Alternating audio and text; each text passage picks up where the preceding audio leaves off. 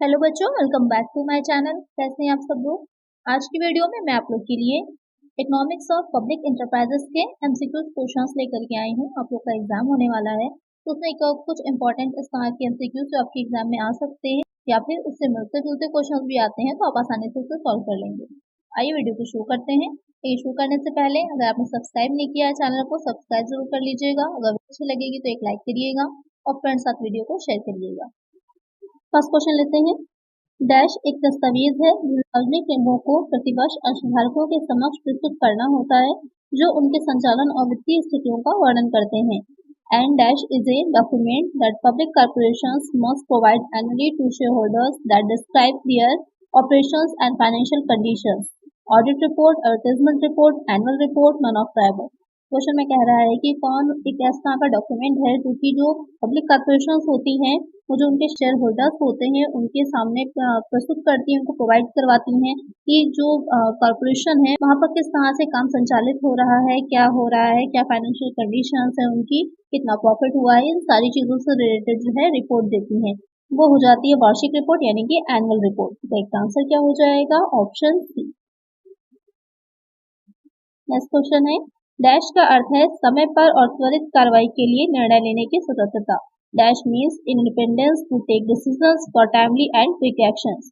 Accountability, autonomy, control, none of the above. तो question में जो कह रहा है कि कौन सी ऐसी अथॉरिटी कह लीजिए या निर्णय लेने की स्वतंत्रता होती है, इंडिपेंडेंस होती है, जिसमें कि आपको ये जो पावर मिल जाती है, आप इतना से फ्री होते हैं कि आप अपने डिसीजंस ले सकते हैं, तो वहां पर वो हो जाती है स्वायत्तता, ऑटोनॉमी। इसका आंसर हो जाएगा ऑप्शन बी। नेक्स्ट क्वेश्चन है। कौन सा मूल्य निर्धारण को प्रभावित करने वाला कारक नहीं है, which is not a pricing affective factor. Government policies, mutual agreement, market policy, none of the above. यानी कि जो प्राइस डिसाइड किए जाते हैं, प्राइस जो है निर्धारित किए जाते हैं, तो वहाँ पर पब्लिक सेक्टर है और जो आपको प्राइवेट सेक्टर है, तो प्राइवेट सेक्टर में तो ये रहता है कि सप्लाई और डिमांड के बेसिस और भी बहुत से प्रिंसिपल्स हैं उसके बेसिस पर डिसाइड किया जाता है। लेकिन जब हम बात पब्लिक इंटरप्राइजेस की कर रहे होते हैं तो वहाँ पर जो प्राइस डिसाइड किया जाता है तो उसमें कौन सा फैक्टर जो होगा वो उसको इफेक्ट नहीं करता। तो बाजार नीति यानी कि जो मार्केट पॉलिसी होती है, जो प्राइवेट सेक्टर में चीजें रहती हैं उसमें मार्केट पॉलिसी बहुत इफेक्ट करती है, लेकिन पब्लिक सेक्टर में इफेक्ट नहीं करती। तो इसका आंसर हो जाएगा ऑप्शन सी। बाकी जो सरकारी नीतियां हैं, गवर्नमेंट पॉलिसीज हैं, बिल्कुल करती हैं, और साथ ही जो म्यूचुअल एग्रीमेंट्स करे जाते हैं जैसे कि मोनोपोली की स्थिति ना होने पाए, वो भी इफेक्ट करते हैं। नेक्स्ट क्वेश्चन है। विभागीय उपक्रमों में कौन शामिल नहीं है? Who is not included in departmental undertaking. FCI, railway, post and telegraph, Doordarshan. तो यहाँ पर जो ऑप्शन दे रखे हैं आपको ये बताना है कौन सा विभागीय उपक्रम नहीं है। तो रेलवे भी है, पोस्ट और टेलीग्राफ भी है, दूरदर्शन भी है, जो एफसीआई है वो नहीं है। एफसीआई क्या हो जाएगा? कॉर्पोरेशन है। तो एक आंसर हो जाएगा ऑप्शन ए। नेक्स्ट क्वेश्चन है। विभागीय उपक्रमों का प्रबंधन डैश द्वारा किया जाता है। Departmental undertakings are managed by dash. Government officials and the ministry, board of directors, owners, share holders. जो विभागीय उपक्रम होते हैं उनका जो मैनेजमेंट होता है वो किसके द्वारा किया जाता है, कौन करता है? सरकारी अधिकारियों, मंत्रालय, निदेशक मंडल, स्वामी, शेयरधारक। तो किसके द्वारा किया जाता है? जो डिपार्टमेंटल अंडरटेकिंग्स होती हैं उसका मैनेजमेंट होता है जो सरकारी अधिकारी और मंत्रालय है उसके द्वारा, government officials and the ministry. तो एक आंसर हो जाएगा ऑप्शन ए। नेक्स्ट क्वेश्चन है। वैधानिक निगमों का प्रबंधन डैश द्वारा किया जाता है। Statutory corporations are managed by dash. Government official and the ministry, board of directors, owner, share holders.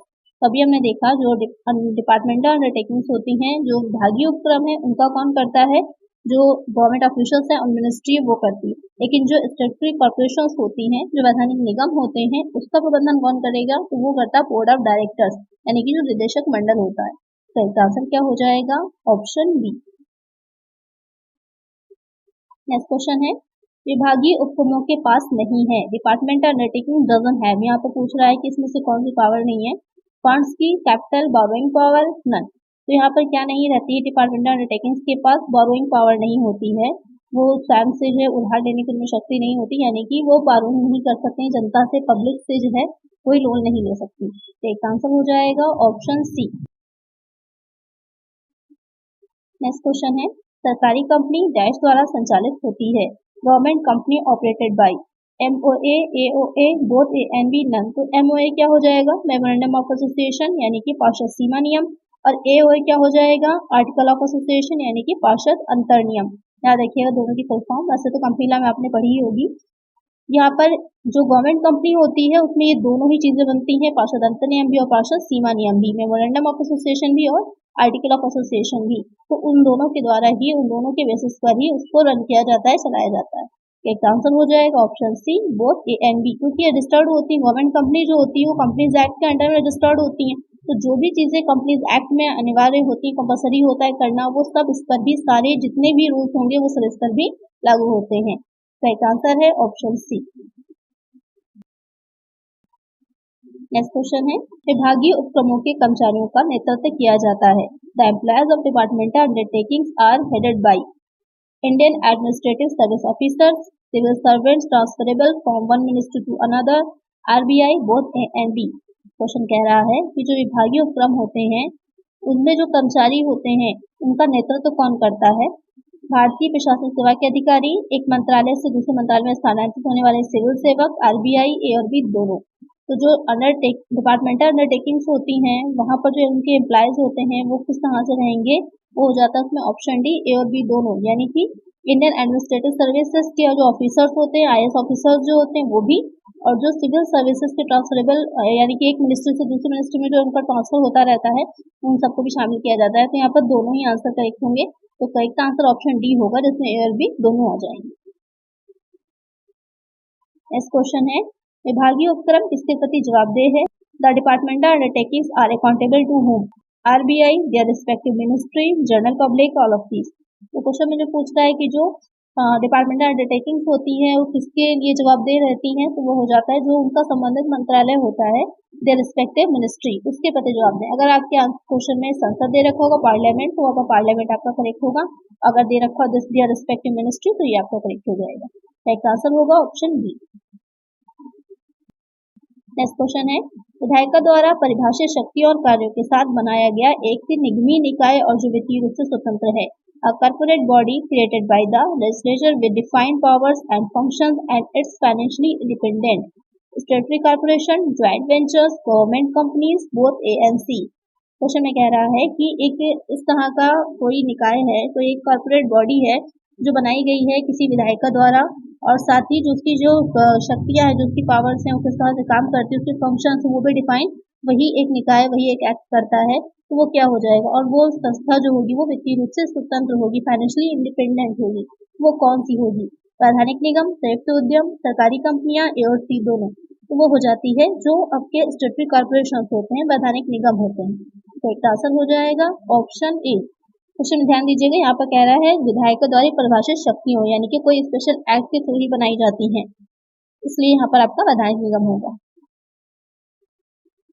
Next question है, एक निगमित निकाय जो मुकदमा कर सकता है, मुकदमा दायर कर सकता है और अपने नाम पर अनुबंध कर सकता है। A corporate body that can sue, be sued and enter into contract in its own name. Joint ventures, departmental undertaking, statutory corporations, all of these। तो एक कारपोरेट बॉडी है जो कि मुकदमा कर सकती है, यानी कि है किसी पर केस कर सकती है, आवाज चला सकती है, कोई उस पर भी केस कर सकता है और अपने नाम से वो कॉन्ट्रैक्ट भी कर सकती है। तो वो कौन होगी? तो वो हो जाएगी आपकी जो वैधानिक निगम होते हैं, स्टेटरी कॉर्पोरेशन होते हैं, उन्हीं के पास ये राइट रहता है कि वो किसी को पर मुकदमा, वो किसी को मुकदमा चला सकते हैं, कोई उन पर चला सकता है, साथ ही वो कोई भी कॉन्ट्रैक्ट अपने नाम से कर सकते हैं। एक आंसर हो जाएगा ऑप्शन सी। नेक्स्ट क्वेश्चन है, निम्नलिखित में से कौन वैधानिक निगमों की सीमा है? Which of the following is limitations of statutory corporations? Delay in action, presence of corruption in the functioning government and political interference, all of these। Question में कह रहा है कि जो वैधानिक निगम होते हैं उनकी क्या सीमाएं होती हैं, क्या लिमिटेशंस होती हैं? तो कार्रवाई में देरी ये भी होती है कि वहाँ पर काम जो होता है काफी लेटरती के साथ होता है। भ्रष्टाचार है वो तो सबको पता है आप लोगों को। सरकारी और रैयती हस्तक्षेप भी बहुत रहता है। तो यहाँ पर तीनों ही करेक्ट हो जाएंगे, तो करेक्ट आंसर होगा option D, all of these. Next question है, भारतीय अर्थव्यवस्था को बदलने में सार्वजनिक क्षेत्र की प्रमुख भूमिका क्षेत्रीय संतुलन की रही है। क्षेत्रीय संतुलन का क्या अर्थ है? Regional balance was a major role of the public sector in changing the Indian economy. What is the meaning of regional balance? to provide growth and development to all the regions of the country, to provide growth and development only to the backward regions, to provide growth development to the developed areas of the country, none of these. तो question में जो कह रहा है कि आपने पढ़ा कि जो भी पब्लिक इंटरप्राइजेस होते हैं उनका ये भी एम रहता है, उनका ये भी ऑब्जेक्टिव रहता है कि जो भी क्षेत्र पिछड़े हुए हैं क्षेत्रीय संतुलन बनाना, यानी कि जितने भी एरियाज हैं, आपको पता ही है कि हमारे देश में जो हमारी कंट्री है वहाँ पर बहुत ज़्यादा जो है डाइवर्सिटी है, बहुत विविधताएं हैं। कोई एरिया बहुत पिछड़ा है, कोई एरिया बहुत ज़्यादा डेवलप्ड है, कहीं पर बहुत ज़्यादा शहरीकरण हो गया है, कहीं बिल्कुल ग्रामीण एरिया है। तो इस वजह से क्या रहता है कि वहाँ पर के जो संसाधन रिसोर्सेज हैं, वहाँ पर की जो स्थितियाँ सिचुएशन वो भी काफ़ी अलग अलग हैं। तो जो पब्लिक इंटरप्राइजेज होते हैं उनका ये भी ऑब्जेक्टिव रहता है, वो ये भी चाहते हैं कि इस अलग अलग एरियाज में वो अपने जो उपक्रम हैं, जो अपने उनके यूनिट्स हैं उसको लगाएं, जिससे कि ज़्यादा से ज़्यादा उस एरिया को डेवलप कर सकें। क्योंकि जब वहाँ पर फैक्ट्रीज होती हैं, मिल होती हैं, तो वहाँ पर के सिचुएशंस भी धीरे धीरे क्या होता है बदलती हैं, चेंज होती हैं, क्योंकि वहाँ पर जो ट्रांसपोर्ट के हैं, कम्युनिकेशन के हैं, या फिर जो वहाँ पर लोग हैं वो रहना शुरू कर देते हैं, रोजगार आता है, एम्प्लॉयमेंट आती है, जिससे कि बहुत सी चीजें वहाँ पर डेवलप हो जाती हैं, जिससे कि उस एरिया का डेवलपमेंट होता है। इसलिए पीएसयू ये चाहती है कि उस एरिया का विकास हो सके, जिससे इंडियन इकोनॉमी का स्तर ऊंचा किया जा सके, उसका लेवल को सुधारा जा सके। तो यहाँ पर जो क्षेत्रीय संतुलन से क्या अर्थ होगा वो हो जाएगा देश के सभी क्षेत्रों को वृद्धि और विकास प्रदान करना, या इस तरह से कह सकते हैं कि सारे क्षेत्रों को एक जैसा यानी इक्वलिटी पे लाना। तो इसका आंसर क्या हो जाएगा? Option A. नेक्स्ट क्वेश्चन है, स्थानीय क्षेत्र की इकाइयों के खराब प्रदर्शन का मुख्य कारण है। Which among the following is the main reason for the poor performance of public sector units? और capitalization, political interference, high cost, not the above. तो क्वेश्चन में जो कह रहा है कि जो परफॉर्मेंस है, जो पब्लिक इंटरप्राइजेस में यूनिट्स काम कर रही हैं, उनकी परफॉर्मेंस जो है इतनी पुअर क्यों है, या ये कह सकते हैं कि वो लॉस में क्यों जा रही हैं, उनमें प्रॉफिट क्यों नहीं हो रहा है। उसके रीजन आपसे पूछेंगे कि उसका मेन रीजन क्या है, कि अत्यधिक पूंजीकरण होना है, राजनीतिक हस्तक्षेप है, उच्च लागतें हैं, या फिर ये सभी। यहाँ पर ये तीनों ही कारण हो जाते हैं, तीनों ही रीजन होते हैं। इसकी वजह से जो इकाई यूनिट्स है वो उनका प्रदर्शन खराब हो रहा है, या अच्छे उसमें नहीं जा रहा है, लाभ नहीं हो रहा है, कि जितनी उनके पास कैपिटल, जितनी उनके पास एसेट नहीं है उससे ज्यादा एसेट्स दिखा रहा है उनकी जो बुक्स हैं उसमें। जिस वजह से उनके अंदर से जो स्थिति है, जो कंपनी के या जो कॉर्पोरेशन है उसके अंदर की जो स्थिति है वो पूरी तरह से खराब हो चुकी है। लेकिन खाली जो उनकी बुक्स हैं, जो उनके जो है अकाउंट्स हैं, उसमें दिखा रहा है कि वो एसेट्स जो उनके पास पूरी है, लेकिन एक्चुअल में उतना उनके पास कैपिटल नहीं रह गई है। फिर आता है राजनीतिक हस्तक्षेप, बहुत ज्यादा रहता है। आज के टाइम पढ़कर इंटरफेरेंस बहुत ज्यादा हो चुका है जो पैसे हैं इनमें, जिस वजह से भी वो पूरी तरह से फ्री होकर काम नहीं कर पा रहे। यही रीजन है कि प्राइवेट सेक्टर जो है काफी आगे बढ़ता जा रहा है। क्यों? क्योंकि वहाँ पर वो नई टेक्नोलॉजी का यूज कर रहे हैं, नई नई चीजों को लेकर के आ रहे हैं, जिससे कि ज्यादा से ज्यादा प्रोडक्शन कर पा रहे हैं कम कॉस्ट पर, जिससे कि उनका प्रोडक्शन भी ज्यादा हो रहा है और वो प्रॉफिट में भी जा रहे हैं। इसीलिए ज्यादातर चीजों को आप लोग देख रहे होंगे कि जो है उनका निजीकरण किया जा रहा है, उनका प्राइवेटाइजेशन धीरे धीरे किया जा रहा है, जिससे कि वो प्रॉफिट पे आ सकें। फिर आ जाता है हाई कॉस्ट, कॉस्ट बहुत ज्यादा आती है। क्यों? क्योंकि एक तो रीजन ये भी हो जाता है कि जितनी उनकी कैपेसिटी है वो उस पूरी कैपेसिटी को यूज नहीं कर रहे हैं अपनी। जब पूरी कैपेसिटी के साथ काम नहीं करेंगे, जितनी सपोज कर लीजिए अगर 10,000 यूनिट बन सकती हैं एक मंथ में, लेकिन वो बना सिर्फ रहे हैं 5,000 यूनिट ही, तो वहाँ पर क्या हो रहा है, वो उसकी जो कैपेसिटी है उसको वेस्ट कर रहे हैं, जिससे उनकी कॉस्ट तो ज्यादा आएगी ही, जिस वजह से भी प्रॉफिट कम हो जाएगा। तो तीनों ही रीजन है ये, तो एक आंसर हो जाएगा option D, all of these. आज की वीडियो में इतना ही, मिलते हैं नेक्स्ट वीडियो में कुछ और नए क्वेश्चन के साथ। अगर वीडियो अच्छी लगी है तो लाइक जरूर करिएगा, चैनल पर नए हैं तो सब्सक्राइब जरूर करिएगा, और फ्रेंड्स साथ वीडियो को शेयर करना ना भूलिएगा। मिलते हैं नेक्स्ट वीडियो में। Thank you.